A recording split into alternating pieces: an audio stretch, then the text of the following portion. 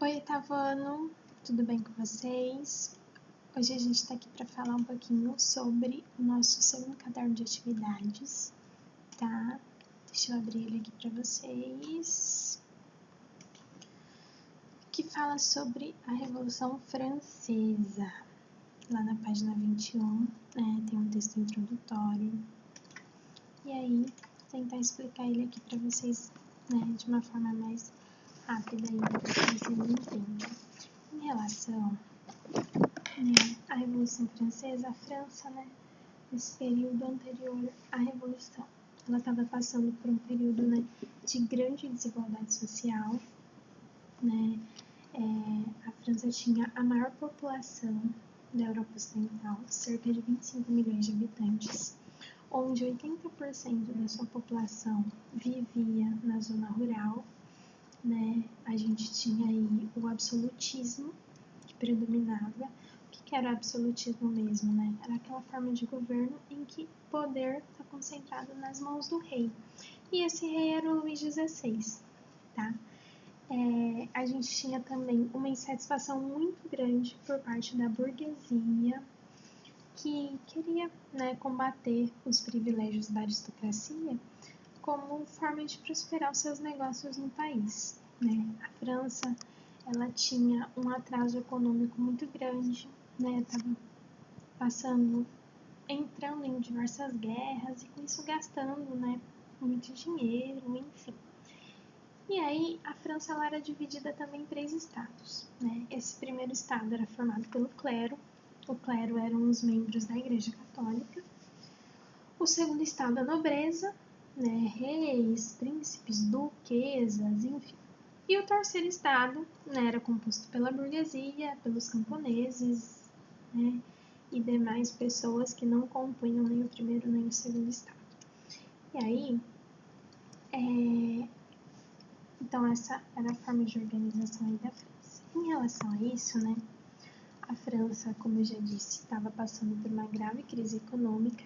Ela tinha um atraso muito grande, principalmente em relação, né, com sua principal concorrente, que era a Inglaterra. A Inglaterra estava mandando super bem, né, nesse período, e a França estava com um atraso muito grande, né, principalmente por ainda ter ainda um modo, né, de uma economia feudal e tudo mais. E aí, o rei, para tentar tomar uma medida para acabar com essa situação de crise e tudo mais, ele vai convocar os Estados Gerais. O que eram os Estados Gerais? Né? Era uma reunião consultiva com os membros dos 3 estados. Só que a ideia do rei era continuar mantendo os privilégios do primeiro e do segundo estado, que quem bancava, né, ou seja, quem pagava os impostos, era o terceiro apenas. Né? E aí, o objetivo dele não foi alcançado, porque o terceiro estado, né, o que o terceiro estado vai propor? Que a votação seja por unidade, ou seja por pessoa individual e não por estado. Como que funcionava a votação nesses estados gerais? Era assim: o primeiro estado inteiro, né, com 1% da população, tinha direito a um voto. O segundo estado, com 2% da população, tinha direito a um voto. O terceiro estado, com 97% da população, tinha direito a um voto. E isso, então, o terceiro estado fica incomodado. Fala, não, a gente não concorda com isso, a gente quer o voto individual. Porque assim, o terceiro estado teria a maioria dos votos nesses estados gerais. E o rei não aceita essa proposta do terceiro estado, né? E aí, então, o que vai acontecer? O terceiro estado, ele entra em conflito, né, com esses estados gerais e ele sai, né, o terceiro estado ele se separa e cria, né, a Assembleia Nacional Constituinte. Dentre esse período todo, vão surgir na França, né, várias revoltas, principalmente em relação à fome, porque no ano anterior, em 1788, tinha ocorrido uma colheita muito ruim, né, e com isso o preço dos alimentos aumentou muito. Então, a maioria das pessoas que pertenciam, inclusive, ao terceiro estado, além de pagar esses impostos altíssimos, não tinha condição de comprar alimento. E aí vai ocorrer, né, vai começar então ocorrer na França uma onda, né, de protestos, enfim. E no dia 14 de julho, né, vai ocorrer a queda da Bastilha.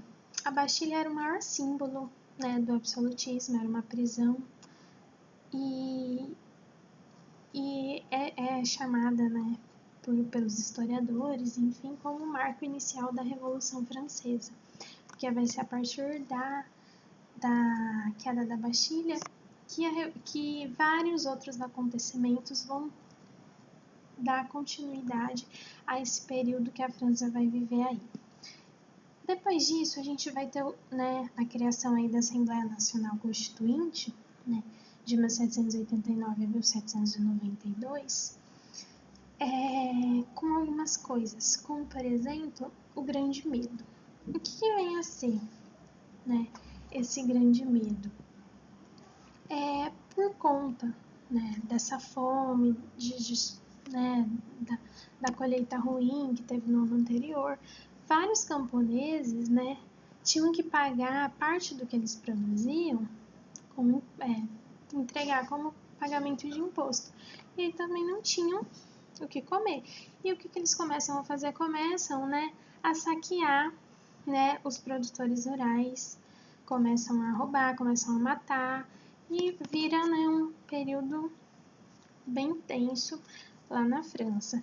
Desses proprietários rurais, né, desses aristocratas franceses, aí muitos vão embora, acabam fugindo da França com medo, né, disso tudo aí. Dentre esse período todo, surge a Declaração Universal dos Direitos do Homem e do Cidadão, que dizia, né, que todo homem é igual perante a lei, com direitos, né, de igualdade jurídica, direito à propriedade, resistência à opressão, enfim. Só que a desigualdade econômica, né, no lugar da sociedade estamental, continua aí. A gente vai ter também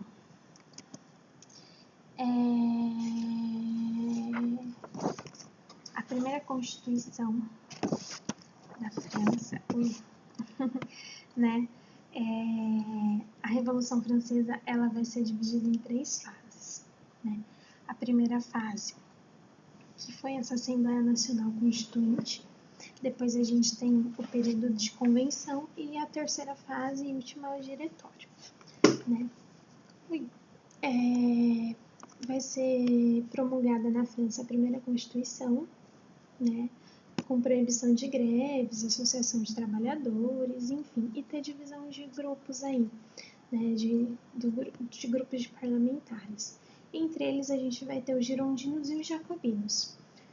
Os girondinos, eles representavam a alta burguesia, né, a burguesia conservadora, que ficavam sentados, né, na direita do parlamento. E os jacobinos, que representavam a pequena e média burguesia, apoiado pelos sans-culottes, eram favoráveis a mudanças mais radicais e ficavam sentados do lado esquerdo do parlamento, né? Como eu disse ali, vários nobres começam a abandonar a França por conta desse período, né, de medo aí. O rei Luís tenta fugir da França, ele vai ser capturado, né, vai ser preso.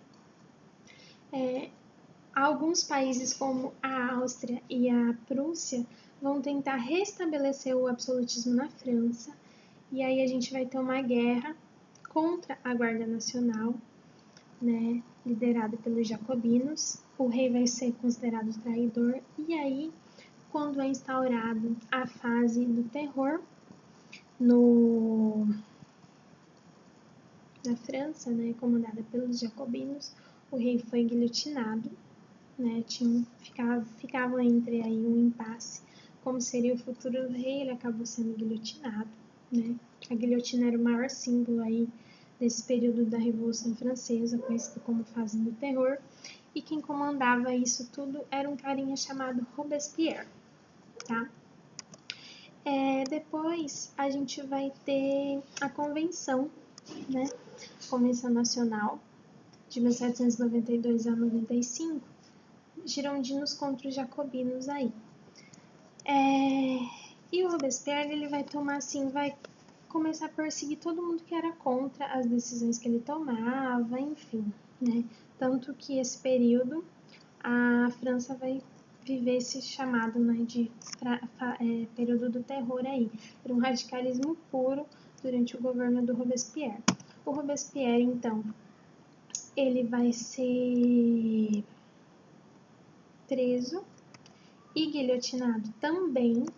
E aí, então, a convenção ela vai ser substituída pelo diretório, né, que governado pelos girondinos agora, tá? E alguns outros acontecimentos surgem. Por exemplo, uma nova Constituição vai ser promulgada na França, né, em 1795, com 5 diretores, Poder Executivo, o voto censitário. E aí, uma figura começa a surgir, que é a figura do Napoleão Bonaparte, né? E aí o Napoleão Bonaparte acaba fazendo um golpe, né?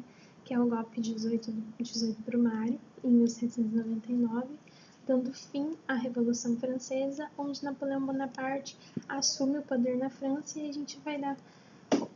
surge, né, um novo período aí que vai ser a Era Napoleônica. Deixa eu fechar aqui, dando continuidade lá, nossa apostila. Espero que vocês tenham entendido um pouco, né? Vou explicar rapidinho aí esse texto para vocês. E aí a gente tem alguns exercícios, né, sobre a Revolução Francesa. E aí no próximo vídeo eu vou tentar esclarecer cada exercício, tá bom? Fiquem todos bem. Até a próxima!